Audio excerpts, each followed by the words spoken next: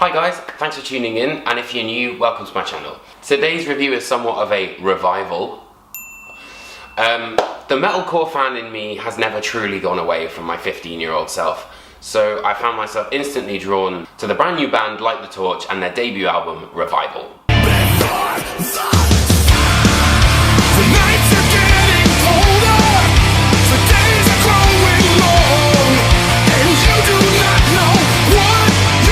The Light the Torch are made up of 4 members: Howard Jones, previously of Killswitch Engage, Francesco Artusato of also Parish and also The Devil You Know, Mike Sciullara, I think I'm getting these right, and Ryan Wambaker from Bleeding Through. The most important thing that I need to clarify right at the beginning is that Light the Torch sounds absolutely nothing like Devil You Know, and it also sounds nothing like Killswitch Engage, which is really, really refreshing. Howard Jones' performance is absolutely incredible. You know, I'm talking End of Heartache era style choruses, huge sort of stuff. It's also just a showcase of just how well this man can sing. For example, on Calm Before the Storm.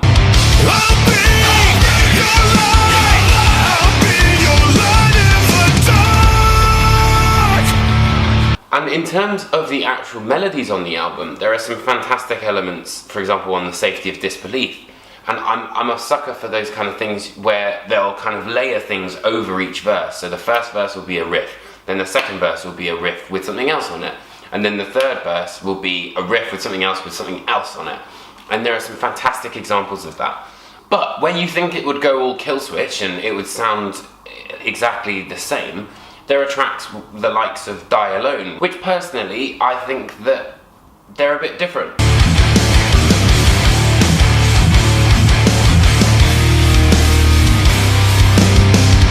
The God I Deserve has almost got like a Meshuggah sort of twinge to it. However, as a full record, it sort of loses its way somewhat, kind of more towards the end, to be totally honest. It kind of begins with Virus. It's not a massive song that I'm super keen on. Pull My Heart Out does kind of redeem it. It's got some fantastic elements on that. Not to mention Lost in the Fire as well. That's quite an interesting track, especially when it opens with that sort of atmospheric, you know, like those bamboo shoes where people are tapping them. And then it goes into this kind of stomp.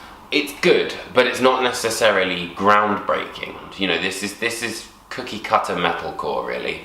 But on the other hand, that's not a bad thing. You know, you've always got to have a metalcore band. Someone's got to do it.